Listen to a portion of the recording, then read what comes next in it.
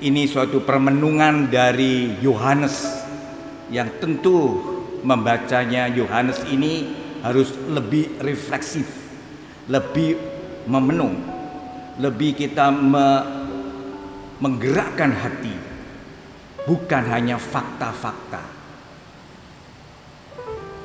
Di dalam Injil ini tadi ada suatu pertemuan, lebih kita menggerakkan hati, bukan hanya fakta-fakta. Di dalam Injil ini tadi ada suatu pertemuan Yesus dengan orang-orang di Yerusalem dan orang-orang Galilea. Kita tahu orang Galilea dasarnya tidak senang atau tidak percaya, lebih tepat, bahwa Yesus itu sesuatu yang ajaib, yang besar. Karena pada waktu itu orang-orang desa tahu Yesus ini adalah anak Maria, Yusuf tukang kayu. Imannya belum sejauh itu orang Galilea pada waktu itu. Mana mungkin orang yang begitu sederhana dari keluarga yang tidak terdidik baik, tanda kutip ya, tukang kayu, bisa berbuat yang luar biasa. Saya mengatakan begini ini bukan untuk mendramatisir, tapi ini cerminan kita. Lebih-lebih dewasa ini, kita seringkali buta sekalipun kita melihat. Kita seringkali mengatakan aku punya perasaan, tapi hati kita dingin. Saya bisa menanyakan kepada Anda, apa sekarang yang Anda pikirkan? Apa yang Anda cemaskan? Yang Anda pikirkan cemasan, apa yang Anda pikirkan hanya di dalam diri Anda sendiri? Apakah urusan negara, urusan masyarakat tidak menjadi bagian dari kita yang nanti sebentar lagi akan menentukan siapa pemimpin kita? Persis seperti Injil ini, siapa Yesus itu kalau dalam Injil ini? Tapi siapa pemimpin kita yang bisa menyelamatkan, yang bisa membawa bangsa kita kepada bangsa yang besar? Besar bukan karena kaya, besar bukan karena kuasa, tapi besar karena mempunyai martabat manusia yang benar. Itu besar.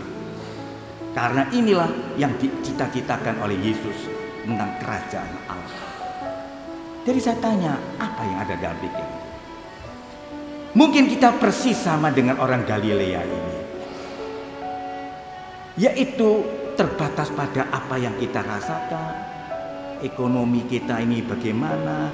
Aku ki melarat kok tambah melarat, sing kono soge kok tambah soge, sing kok ya pemilih pemimpin iki iso nggarano aku soge atau tidak. Mungkin begitu juga bisa. Seperti Yesus, seperti orang Galilea melihat Yesus itu bagaimana? Memang orang ini punya kepribadian, punya penampilan, punya sikap yang sungguh-sungguh luar biasa.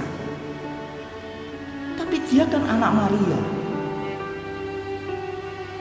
Maka Yesus di dalam firman-Nya, hasil renungan Yohanes, kamu tahu asalku sebagai manusia. Memang betul aku anak Maria. Tapi kamu tidak tahu bahwa aku sekalipun anak Maria, aku adalah diutus Bapakku di surga. Itu yang dia kamu tahu, karena kamu tidak terbuka hatimu. Dan itulah saya tanyakan kepada Anda, sejauh mana kalau kita mengatakan aku kenal Yesus? Juga kepada para romo, juga kepada para suster, juga kepada para orang yang menghargai tokoh-tokoh masyarakat, umat dan sebagainya. Inilah renungan sejauh mana, dan disitulah jawaban kita. Hidup kita mengarah kemana, dan itulah dibutuhkan pertobatan. Pertobatan berarti perubahan sikap, pembaruan diri menjadi manusia baru. Apa itu artinya menjadi manusia baru?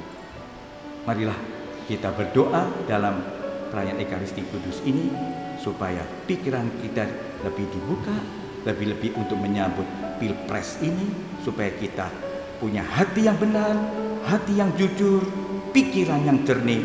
Kita bisa memilih pemimpin yang memang rencana Tuhan untuk membawa bangsa ini kepada jalan yang lebih benar. Amin.